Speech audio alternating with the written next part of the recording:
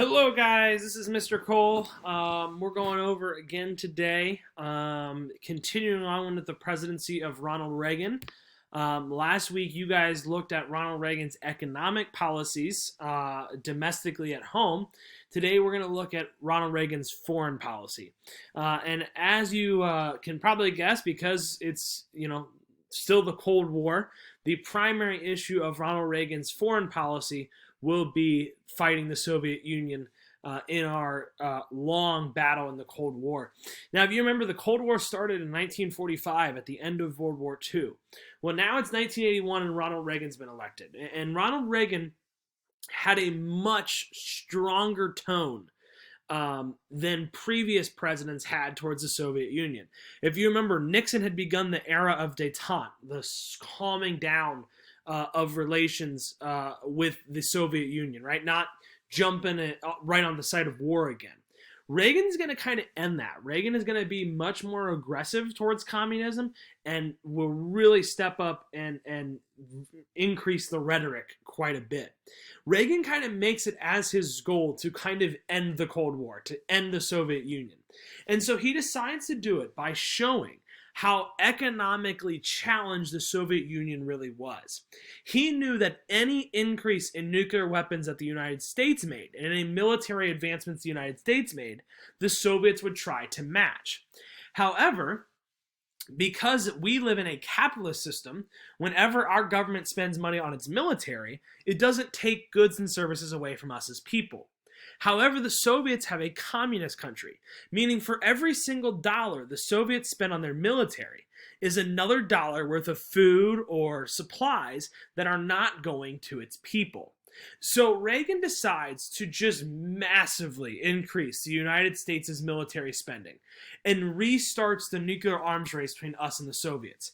He knows that if we produce nuclear weapons, they're going to try and produce nuclear weapons. The only difference is when they produce nuclear weapons, it takes food away from their own people. And so eventually you will see the impact of this. Now, Reagan is also going to try to create, it's kind of funny, I wish I could show you in class, a kind of nuclear missile proof system called the Strategic Defense Initiative, more commonly referred to as SDI. I should probably put that in there.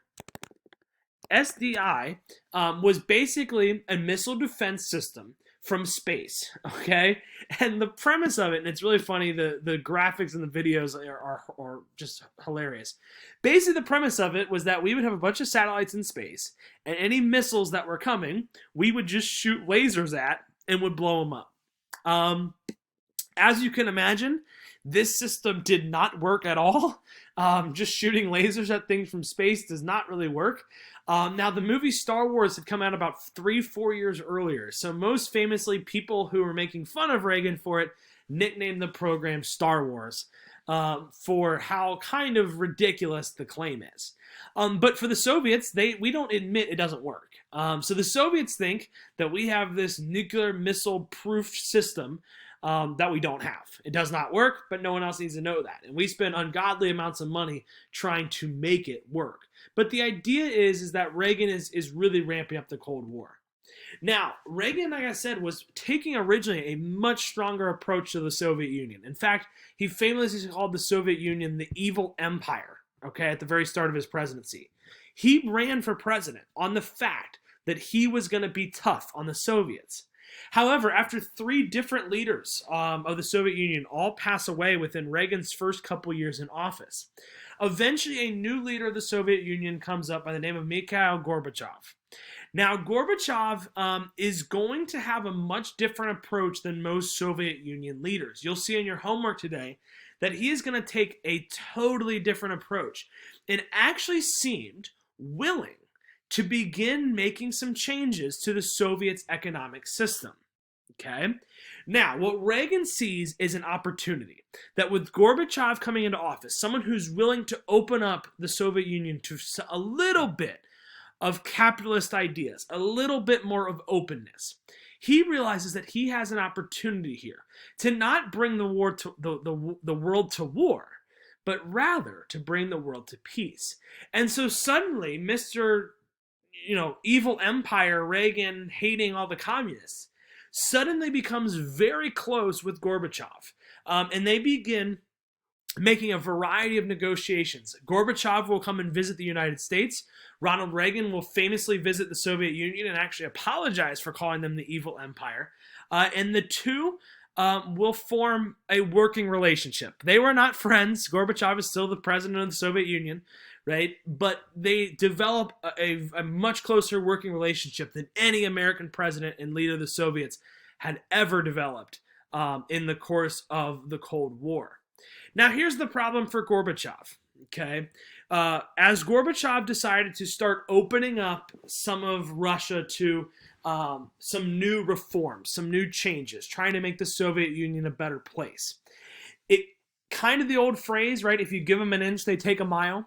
So as Gorbachev comes out and says, we're not going to arrest you for speaking bad against the government. We are going to allow media to report the news without the government reporting the news only. As he starts to open this up more, it leads to many, many movements in many different countries of people protesting against the Soviet Union. It most famously started in Poland. This is the Solidarity movement in Poland. It was the name of the workers' movement that rose up against the Soviet Union. Now, usually the way the Soviet Union responded to protests was rolling the tanks in. They'd bring the tanks in, they'd shoot at the protesters, and then you go back home and you live there or you die, right? And as we saw in class, if you speak out against it, you get sent to the gulags up in Siberia. But Gorbachev is going to take a much different approach. As the protests happened, he allowed the protests to occur. Now, he did try to bring Poland and some of these other countries back, but he doesn't really want to truly pull the trigger. So across Eastern Europe, I believe this is in Czechoslovakia, there are protests of millions of people who were protesting to break away from the Soviet Union. With that, during this time of protest, Ronald Reagan is going to visit the city of Berlin. And he's going to go to West Berlin, famously divided by the Cold War. And he is in the background of all these protests against the Soviet Union, going to give one of the most famous presidential speeches of all time, which I'm going to play right now. Peace. There is one sign the Soviets can make that would be unmistakable, that would advance dramatically the cause of freedom and peace. General Secretary Gorbachev, if you seek peace, if you seek prosperity for the Soviet Union and Eastern Europe, if you seek liberalization, come here to this gate. Mr. Gorbachev, open this gate.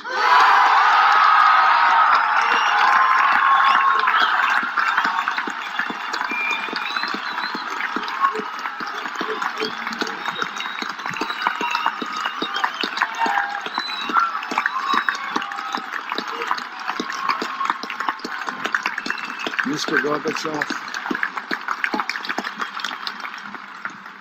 Mr. Gorbachev, tear down this wall.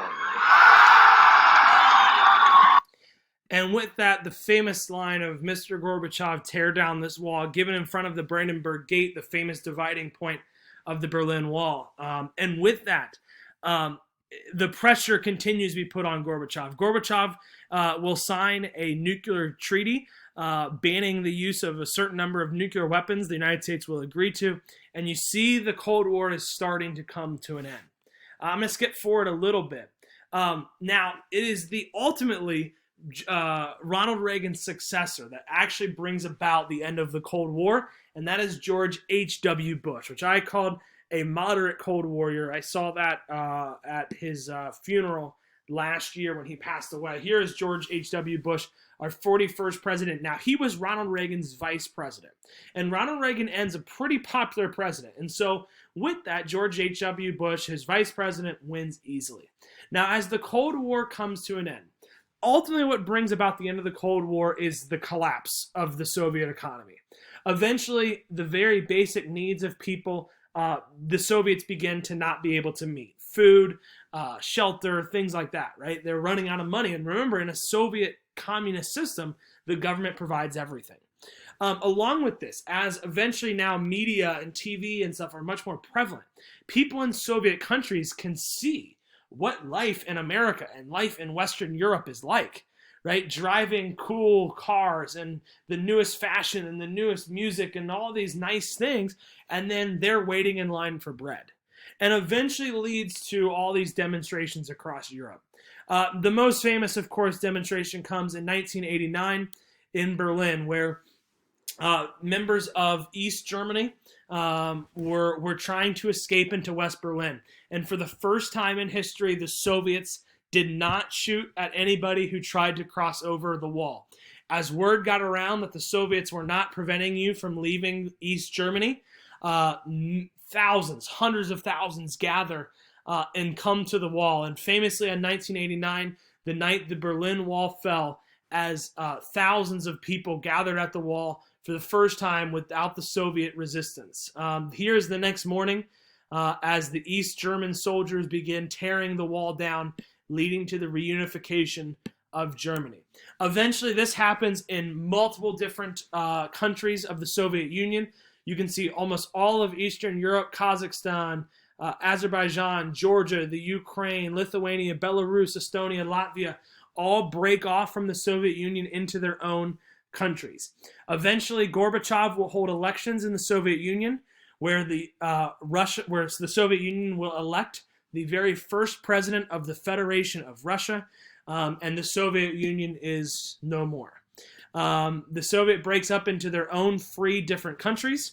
Eventually, Asian countries again begin to shift as well, and the Cold War has finally come to an end. With that, many of these countries are still economically behind as a result of their time as a communist country, but many obviously very happy to finally have their own individual freedom, and the Cold War is now over. All right, guys, thanks. I know it's a long video. I'll see you guys. Bye.